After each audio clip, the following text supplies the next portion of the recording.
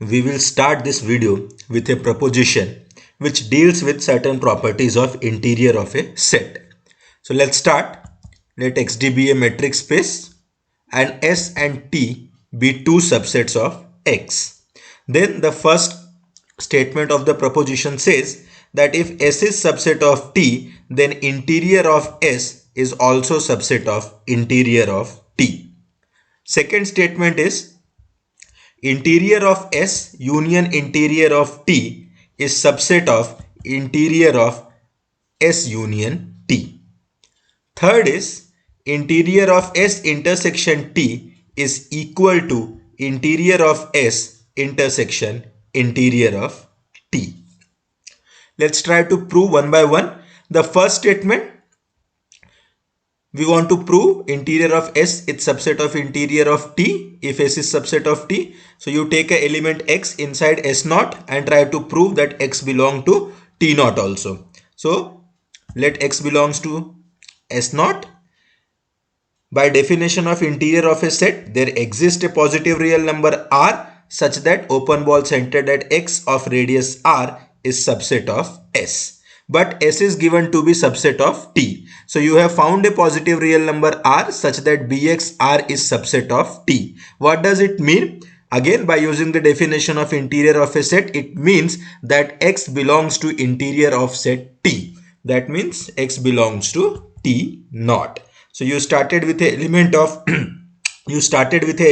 S naught and proved that it belongs to T naught. Hence, you can conclude S naught is subset of T naught. Second statement, you want to prove S naught union T naught is subset of S union T whole naught. So again, the same technique we will use. Let a element X belong to S naught union T naught. What does it mean? It means it either belongs to S naught or it belongs to T naught. In either case, you will use the definition of interior of a set and you can get a positive real number R such that BXR is subset of S or BXR is subset of T. That means if X belongs to S naught, you can get R greater than 0 such that BXR is subset of S. Or what will happen, your X will belong to T naught. In that case also, you can get a positive real number R greater than 0 such that BXR is subset of T. What does it mean? BXR is subset of S or BXR is subset of T. That means BXR is subset of S union T. What does it mean? Again, by definition of interior of a set, it will mean that X belongs to interior of your set S union T. And that proves that S naught union T naught is subset of S union T naught. You started with a element of S naught union T naught and proved that it belonged to S union T whole naught, and hence you can say S naught union T naught is subset of S union T naught. Third statement, we want to prove that S intersection T whole naught is equal to S naught intersection T naught. We will first prove, that both are subset of each other, and in that way we can conclude both are equal. So let's see. First we will try to prove that S naught intersection T naught is subset of S intersection T whole naught. For that, you take a element X inside S naught intersection T naught. What does it mean? It means that X belongs to S naught as well as X belongs to T naught. Therefore, now again by using the definition of interior of a set, you can get positive real numbers R1 and R2 such that BXR1 is subset of S and BXR2 is subset of T.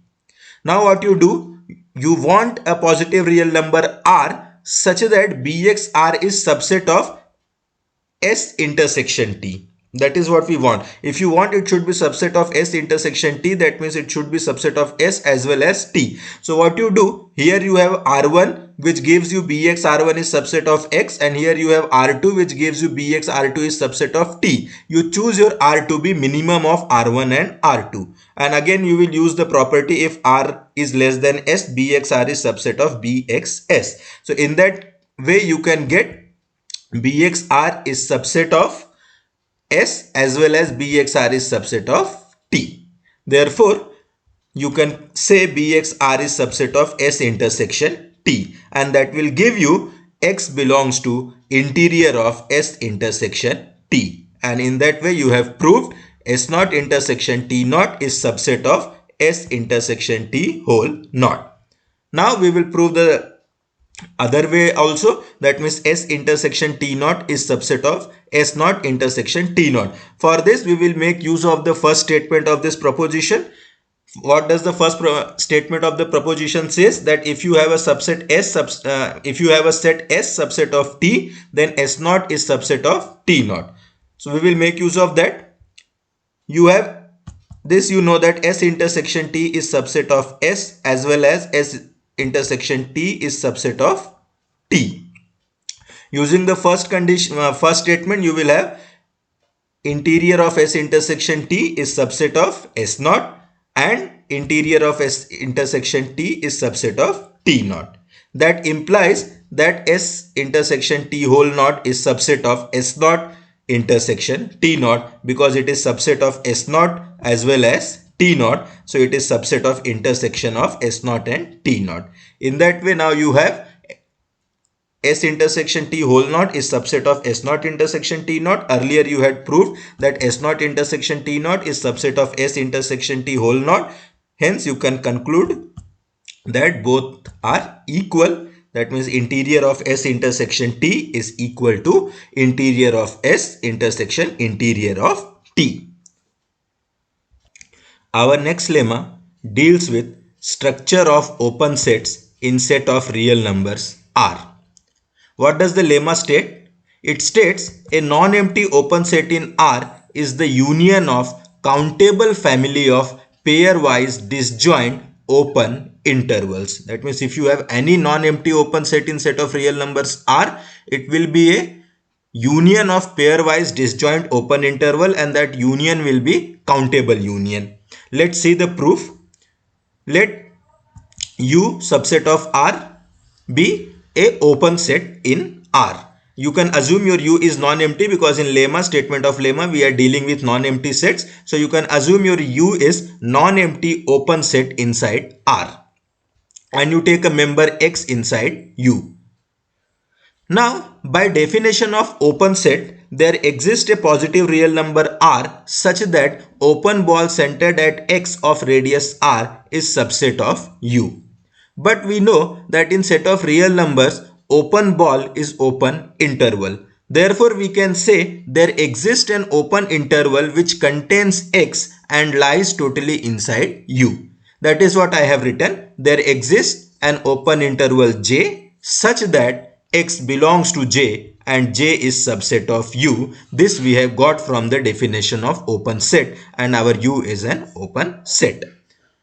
Now next we are defining J suffix X to be the union of all open intervals that contains X and are contained in U. Okay, I am repeating again. Jx is union of all those open interval which will contain X, and those intervals should totally lie inside U. Okay. Now the next thing is, we can say Jx itself is an open set. Why we can say that? What is Jx? Jx is union of all open intervals which contains X and are contained in U. So let's forget the next part. We can just say it is union of some open intervals. Okay. Now open intervals are open balls, and open balls we have proved that are open set. That means your Jx is union of some open sets, and we have proved that arbitrary union of open set is open. Therefore you can say that your Jx itself is an open set. In fact, next they are saying that it is an interval. Why it is an interval? Because it is union of open interval, and each of these interval which are constituting your Jx have a common point X.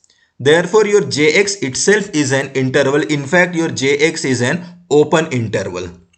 Okay. Now next what we want to prove is, if you have any two elements X and Y in U, then either Jx is equal to Jy or Jx intersection Jy is empty set. That means either they will be equal or they will not share any common point. For this, what we will do, on U we will define a relation tilde as follows, that x is related to y if and only if jx is equal to jy. Now you can easily see that this relation tilde is an equivalence relation. Just quickly I will go through it. How you can see that? First of all, we would like to prove that it is a reflexive relation. When will it be reflexive? When every x is related to itself. So is x related to itself? So can you say jx is equal to jx? So yes, jx is equal to jx. You can say therefore x is related to x. If x is related to y, can you say y is related to x? Of course, because if jx is equal to jy, then you can say jy is also equal to jx, and that will give you y is also related to x. Now for transitivity, what you have, x is related to y, y is related to z, then we should have x is related to z. Suppose x is related to y, that will give you jx is equal to jy, and if y is related to z, that will give you jy is related to jz. Now jx is equal to jy and jy is equal to jz, that will give you jx is equal to jz, and that will prove if x is related to y and y is related to z, then x is also related to z. That means transitivity will also follow. So we have proved it is reflexive, symmetric and transitive. Hence you can say tilde is an equivalence relation.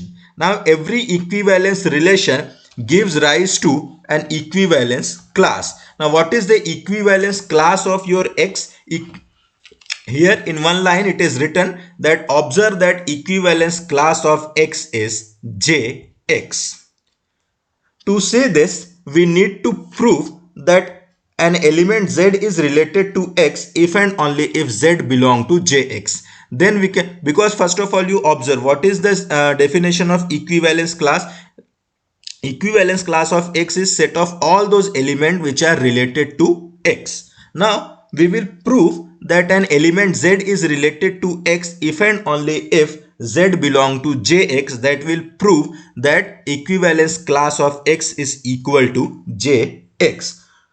To say this, first of all you assume z is related to x. If z is related to x, then what will you have? You will have jz is equal to jx, and z belong to j suffix z, that will give you z belong to jx also, and that will prove the one-way statement. That means if z is related to x, then z belongs to jx. Now to see the second way implication, that means you assume z belongs to jx and now you try to prove that z is related to x. For this, you again see the way we have defined our jx. So if you want jz, what is your jz? Your jz is union of all open intervals containing z, and you are assuming your z belongs to jx, and jx is an open interval. That means your jx has to be subset of j suffix z.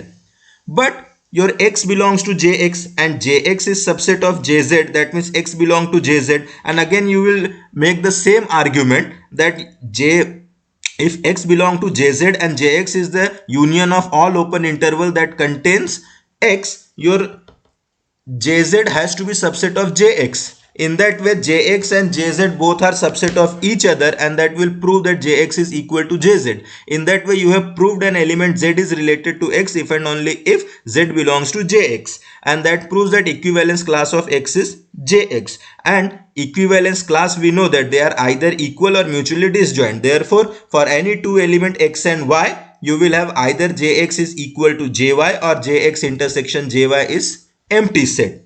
Now equivalence classes gives rise to partition also. This will partition your U, and that partition I am writing it as j suffix I, where I belongs to I for some indexing set I, and partitions are pairwise disjoint and each ji is open interval. So you have partition your U, as pair union of pairwise disjoint open intervals j suffix I. That will prove that your U is union of pairwise disjoint open intervals. But still we have not proved that it is countable union. To see the countable union, we will prove that you can define a 1-1 map from your index set I to your set of rational number q, and since q is countable, you can say your I is countable, and that will prove that the union is countable.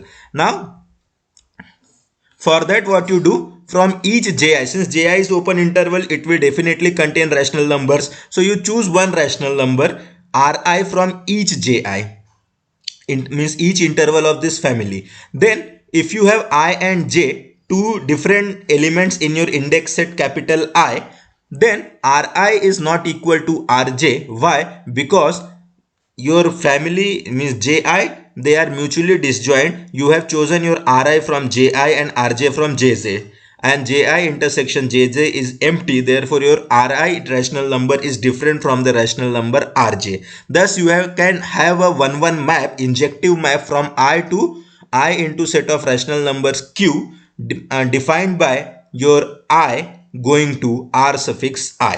And since q is countable, you can conclude I, your index set is countable, and that will prove that your union which you have taken of ji's is also a countable union, and that proves any open non-empty open set in set of real numbers R is union of countable union of pairwise disjoint open intervals.